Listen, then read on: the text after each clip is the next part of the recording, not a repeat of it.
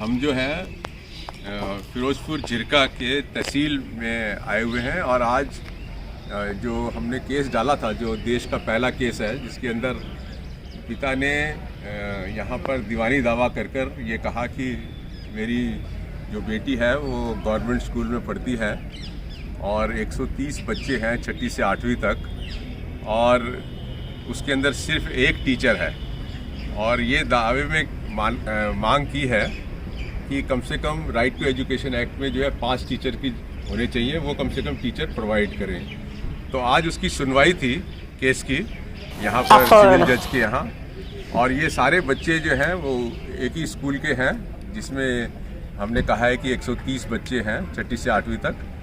और आज ये बच्चे आए हैं यहाँ पर और यहाँ के जज साहब को ये कहने आए हैं कि हमारे स्कूल में जो है टीचर्स प्रोवाइड किए जाए, हमारी पढ़ाई नहीं हो रही है।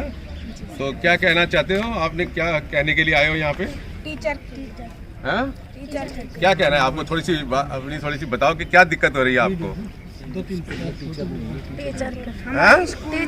नहीं है, टीचर के लिए। टीचर के लिए नहीं तो टीचर कितने टीचर हैं वहाँ पर?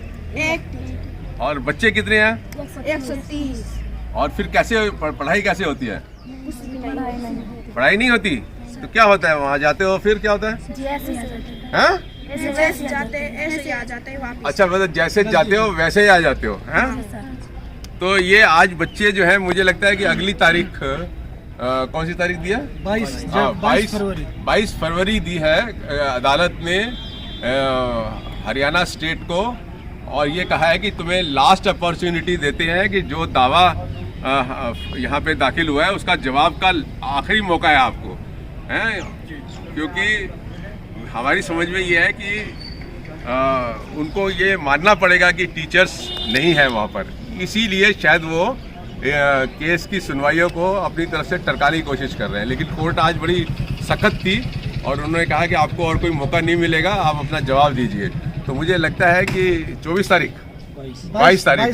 फरवरी को मुझे लगता है कि इसमें कोई ना कोई अच्छा ऑर्डर जो है हम लोगों को मिल जाएगा, है? और मैं यहाँ से ये भी बताना चाहता हूँ कि ये पहला केस है देश का, जैसे मैंने बताया। अभी हमें और केसेस डालने की ज़रूरत है? और मैं समझता हूँ कि हरियाणा के अंदर ही नहीं, पूरे देश के अंदर जहाँ भी बच्चे सरकारी स्कूलों में पढ़ते हैं और वहाँ पे उनको दुविधा हो रही है, परेशानी हो रही है, मूल जो बेसिक चीज़ें हैं वो ही वहाँ पे नदारत हैं। तो ऐसे में उनके पिता को चाहिए, जैसे इशाब हमारे साथ है, ये पेरेंट, और ये इनकी बेटी है, आप हो ना?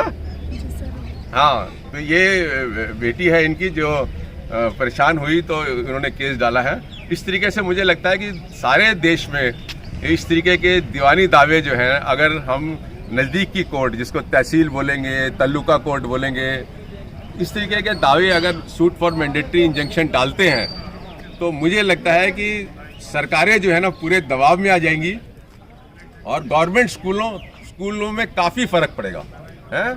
और हमें ये जानना चाहिए कि गवर्नमेंट स्कूल बहुत इम्पॉर्टेंट है करोड़ों बच्चों के लिए जो ऑलरेडी उनमें जाते हैं, और करोड़ों वो बच्चे जो अभी स्कूल से बाहर हैं और उनके लिए सिर्फ सरकारी स्कूल ही एक उम्मीद है?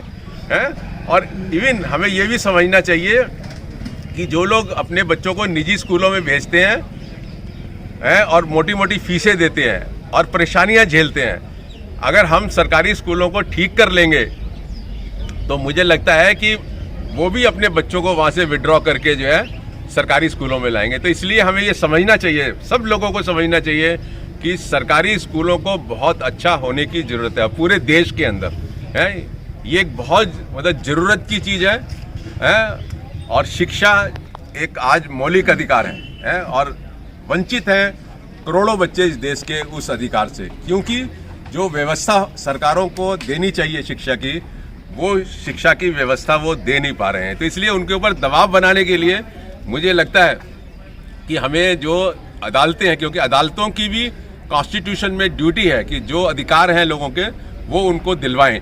तो मैं समझता हूं कि हर पेरेंट जिसका बच्चा सरकारी स्कूल में जाता है और उसको वहाँ पे कोई दुविधा है, परेशानियाँ हैं, मुझे लगता है ऐसे सारे पेरेंट्स को जो है कोर्ट में केस करना चाहिए।